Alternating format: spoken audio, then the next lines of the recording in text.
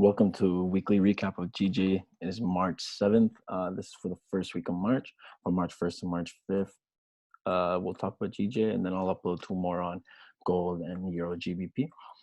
But we saw three proper moves on GJ that, in my opinion, were the best to capitalize on.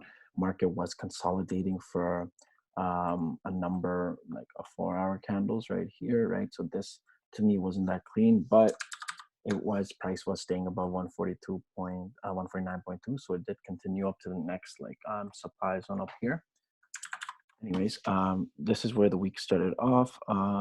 February 26th, February 28th, market open, pushed up to this 4-hour level before pre-London. This was at like 9 p.m. pushed up, 9 p.m. Eastern, right? This level, key level here, as you can see, respected it, right? So we saw an initial push down. When we go into the lower time frames, that's we can view exactly. So we see this push up above 149.2, and then market rejects it, and price comes down and creates a low right here at 148.7. So we saw 50 pip rejection, right? And when we're looking at it, this zone is a valid 4-hour key level, right? As you can see right here.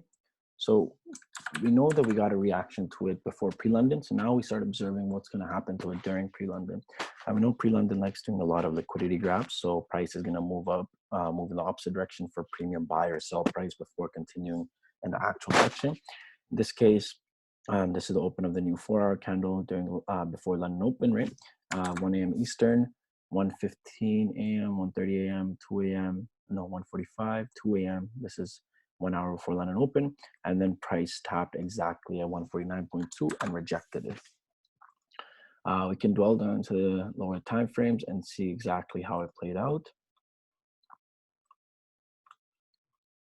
As you can see in the lower time frames, prices here came up here, rejected it, right? And we know that 2 a.m. The candle has a lot of liquidity grab, pushed up, and then rejected. I took sells here, right? Take profit here. Because this was this low, and then you let a runner run. My runner unfortunately got stopped out during pre-New York when price pulled back up. But as you can see, price rejected here, so it's a perfect indication that yes, the move was going to be sells, and we're going to move down for the time being, right? So when we look at here, we're going to move down for the time being. And in this case, it was rejection, final lower high, breaking past this area right here, right? And then we break past here, this minor structure, price retests it, continues down, lower high, right? Lower high, we come down to here, break it, continue down a little more, right? So as you can see, sells were taken right here. The rejection, 7 pip stop loss, and 40 pip take profit, making that a almost 1 to 8 setup, right? If it was down to here, if I took profit here, that would have been a 1 to 8.5. Now that we have that one, that's the first day. That was on the Monday, right? On March 1st, right? And then price had continued down throughout the next day, created a new low right here, pulled back for pre-New York, came back down here. All right, so new low, lower high, another lower high. And then we got down here the next day. Still March 1st, but heading into March 2nd. Heading into March 2nd. And this was a key level, right? So we're still trending up. So now you start thinking, okay, if we respect this level, where can we go back up? 149.2. Why? Because that is the next key level, but we'd have to get here first, right? This area first, break past this, and then continue up. Now looking at what lower time frame was doing in that area, that's very key that you watch lower time frame price action at these key levels, because they will tell you exactly what's going to happen. Okay. So here we are. We're at this place. Now what we saw was, okay, this is still before March 2nd. Now we're in March 2nd. We're still rejecting this, right? New 4-hour candle hasn't opened, but as you can see, price is still rejecting this actively. And then 2:45 a.m. market came down here, Eastern, and then pushed up, right? Broke past this. That's breaker structure, minor breaker structure, came to this level right here. Okay. I had buys here at 2.2 and then I took profit right at 5.5. I took profit for 33 pips, and then price market came back down. Just because it came back down doesn't mean it's going to break. This was just another graph liquidity because we couldn't push up from here. There wasn't enough order flow in the market. There wasn't a buying pressure in the market. So what does market do? Comes back down to grab more orders, right? Grab more, generate more order flow. Price creates a higher low. Higher low pushes up, breaks past here, right? Higher low. Now we break past here. As you can see, it continues up. And then where does it go up to? It heads up back up to 149.2, which is 100 pips, right? So either you could take an entry here, take a profit here, and then re-enter it. I didn't re-enter because I was done. But otherwise, entries would have been nice right here. And then you would have let that one run because this move would have gone further than this one, because now we just came back down again after showing that yes, bullish pressure is evident and that it's gonna keep pushing up. 5 minute was super clean too.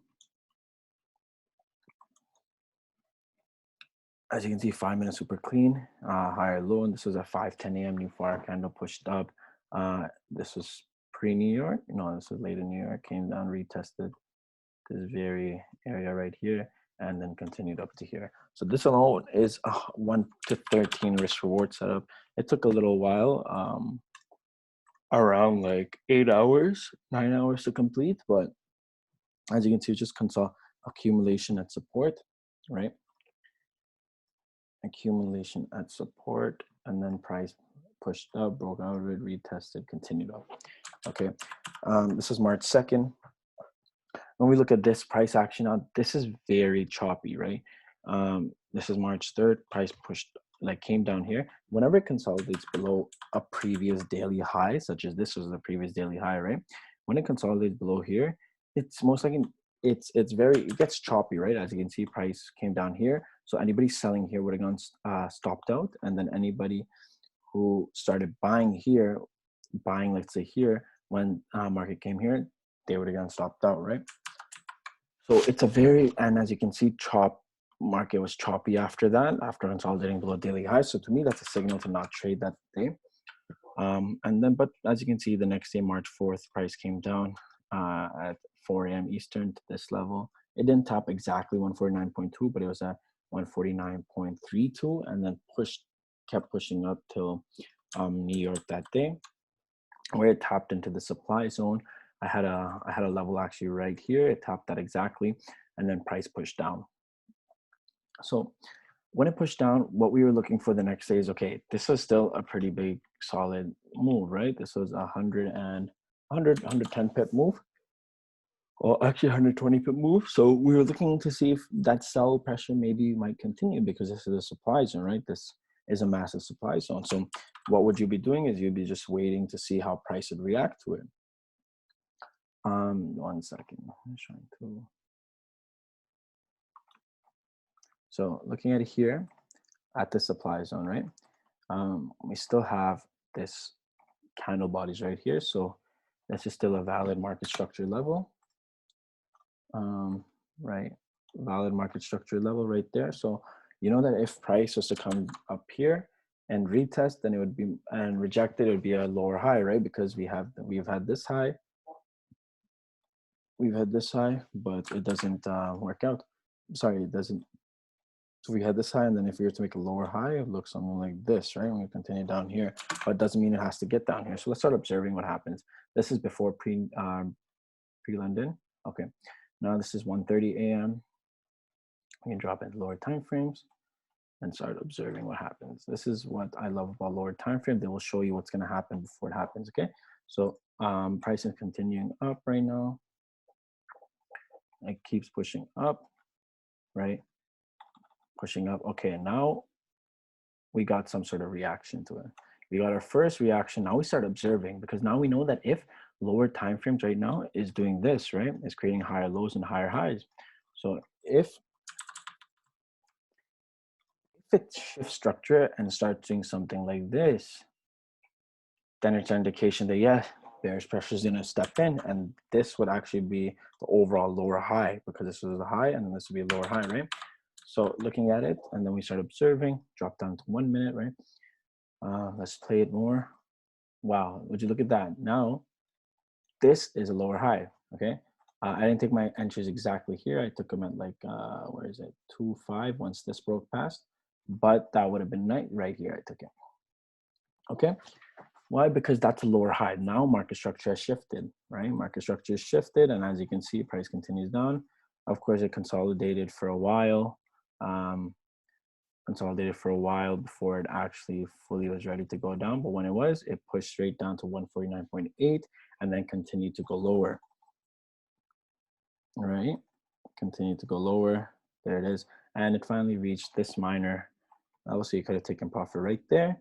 That's 70 pips, right? So let's just review back what happened in lower time frames.